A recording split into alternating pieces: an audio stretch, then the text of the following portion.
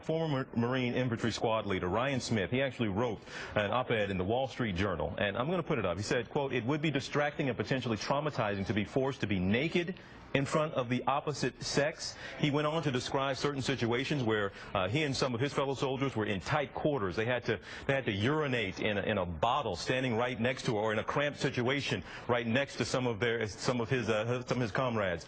And to have to be put in a position like that with a member of the opposite sex, it wouldn't be good for the man or the woman. He said when you go and you try to violate societal norms, that you're asking for trouble. In your experience, and Goldie, I'll bring you in this as well, Wes, in your experience, with that being thrown into a situation like that, would that cause some kinds of an issues, or is there a way to keep those types of things from happening? It's a battlefield. With all due respect to Ryan's comments, I think there's a couple of things we have to remember. One is people made the same exact arguments during the desegregation of the armed forces, where people say it wasn't natural, it was against societal norms, where it'd be difficult to interact with people that you didn't have any type of interaction with, and it was executive leadership that says, we understand your point of view, but this is the way it's going to be. Another thing to remember about it is we have police departments that go through the same exact thing, where you have men and women who serve as partners in police departments and other type of special operations units within the civilian force. And here's the thing, and going back to Goldie's point, where I think is incredibly important, you know, when we look at the General Corps, the Flag Officer Corps, 5% of flag officers in the United States Army are women.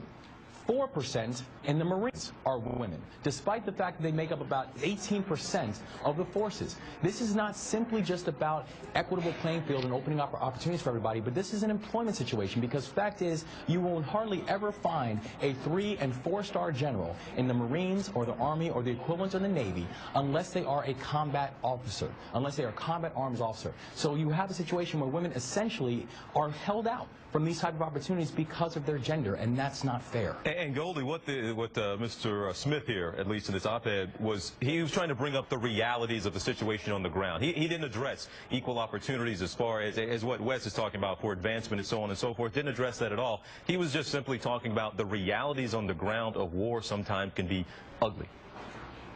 I'm going to tell you, and I mean this in the nicest way, if I am out there serving on missions, I have not a problem in the world with dropping Trou and doing what I have to do. And so I think that that's just one of those things that, you know, it's a scurrilous argument really to make. This is a workforce, you know, development and equality issue, and it ought to be really treated as such. We said this about women, but women have been serving on the front line for decades and decades. In our own case, Oprah Mae Johnson joined the Marine Corps disguised as a man in 1918 and served with honor and distinction.